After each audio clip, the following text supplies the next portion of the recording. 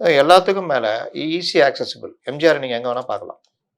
ஒண்ணு அப்ப கட்சி தலைமை அலுவலகம் இங்க இருந்தது. டி நகர் எம்ஜிஆர் நினைவு இல்லம் இருக்குல்ல, அங்க. வீட்டுல அங்க பார்க்கலாம்.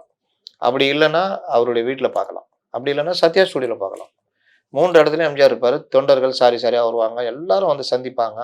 டெய்லி வீட்ல காலையில பொதுமக்கள பார்ப்பாரு இதெல்லாம். இது எல்லாம் இருந்தா தான் அவன் தலைவன். இத தாண்டி எம்ஜிஆர் பண்ண உதவிகள்லாம் அது வேற ரகம்.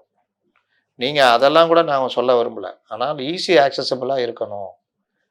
இன்னொன்னு வந்தவர்கள் எல்லாம் அரவணைச்சு கட்சியில சேர்த்துக்கிட்டாரு. யார எப்படி பயன்படுத்தணும்னு. கதவு மூடி வச்சுக்கல எம்ஜிஆர். சத்யா ஸ்டுடியோ உள்ள போய் உட்காந்துக்கின்னு கதவு மூடிக்கல. இன்னைக்கு பனையூர் மாரி தான் அன்னைக்கு சத்யா ஸ்டுடியோ. சிட்டிய விட்டு வெளிய தான் இருந்தது. அன்னைக்கெல்லாம் நீங்க பெரிய அளவுல இதெல்லாம் கிடையாது. அதே மாரி இது போரூர். இன்னைக்கும் அது பார்த்தீங்கன்னா சிட்டி அவுட்டர் மாரி தான். ராமாபுரம். அப்ப எப்படி இருந்திருக்கும் ராமாவரம். ஆனா மக்கள் சாரி சாரியா வர்ற அளவுக்கு அது ஓப்பனா இருந்தது. அப்படிப்பட்ட எம்ஜிஆர் தான் ஜெயிச்சாரு.